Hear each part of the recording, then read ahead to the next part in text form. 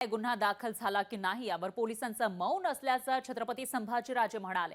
शिवभक्तांऐवजी माझ्यावर गुन्हा दाखल करा असंही संभाजीराजेंनी म्हटलेले आहे।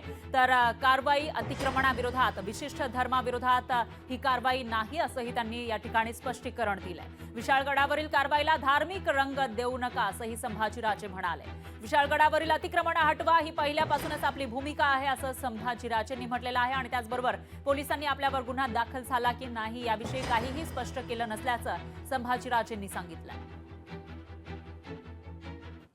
मी त्यांना सारखं विचारत होतो की माझ्यावर गुन्हा नोंद झाला आहे का, आणि त्यांनी आता शेवटपर्यंत त्याचं उत्तर दिलं नाही मला। त्यांनी हो सुद्धा म्हटलं नाही आणि त्यांनी मला नाही सुद्धा म्हटलेले। आता हे नेमकं काय हे मला कल्पना नाहीये।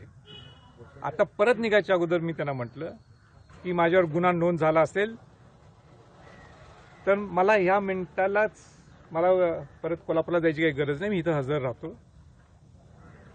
ते काही त्यांनी त्याच्यावर भाष्य केलं नाही आणि ते इतकेच म्हटले आम्ही ह्याच्यावर काही बोलू शकत नाही, हो सुद्धा नाही आणि नाही सुद्धा नाही। मला वाटतं संभाजीराजेंनी सुद्धा भूमिका घेत असताना थोडा विचार करून ती भूमिका त्या ठिकाणी घ्यायला पाहिजे की अशी माझी देखील साधारणपणे अपेक्षा त्या ठिकाणी, कारण की हा विषय न्यायप्रविष्ट होता।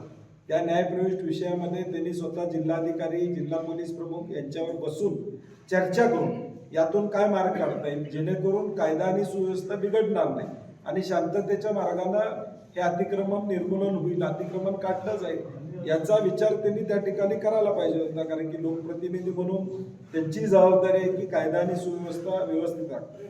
संभाजीराजेंची चर्चा मुख्यमंत्र्यांच्यावर होत नाही का, ती झाल्यावर मुख्यमंत्री त्यांना फोन करतात, प्रशासन त्यांच्यावर चर्चा करतं आणि आश्वासन देतं, ते अधिक आश्वासन दिलं नाही। मग हे घडायसाठी शासन वाट बघत होतं का?